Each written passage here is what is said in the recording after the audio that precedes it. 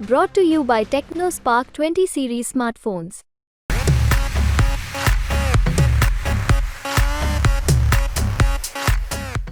જય હિન્દ, જય ભારત, જય રાજપૂતાના.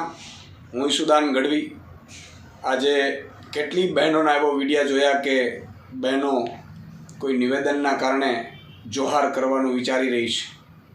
એ બહેનોને મારે કહેવું છે કે હજી અમારા જેવા તમારા ભાઈઓ જીવે છે.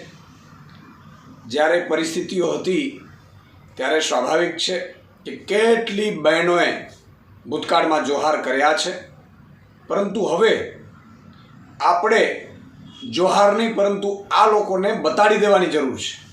આજે ક્ષત્રિય સમાજ, રાજપૂત સમાજની બહેનો ઉપર જે ટિપ્પણી કરવામાં આવી છે ભાજપના નેતા દ્વારા, એ ખૂબ જ વખોડવાલાયક છે. એમની માનસિકતા ભાજપની છતી કરે છે. પરંતુ હવે આપણે જોહારો કરીને નહીં પરંતુ મજબૂતાઈથી, હિંમતથી, અહિંસાથી લડીને આ લોકોને જવાબ આપવાનો છે.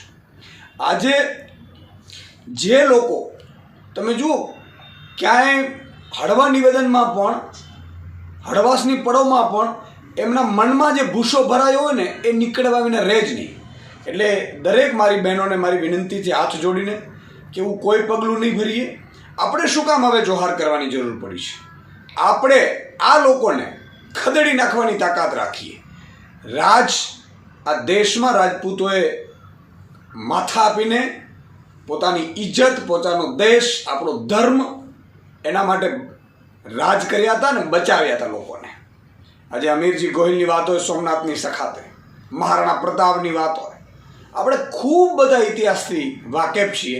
પણ કોઈ એકાદ વ્યક્તિના કારણે આપણે જોહાર કરીએ તો એ લોકોને કાંઈ ફરક નથી પડવાનો.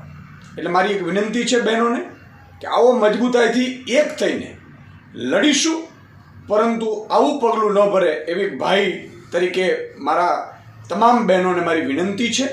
અને એનાથી પણ મજબૂતાઈથી આપણે લડીશું એવી હું ખાતરી આપું છું. જય હિન્દ, જય ભારત, જય રાજપૂતાના.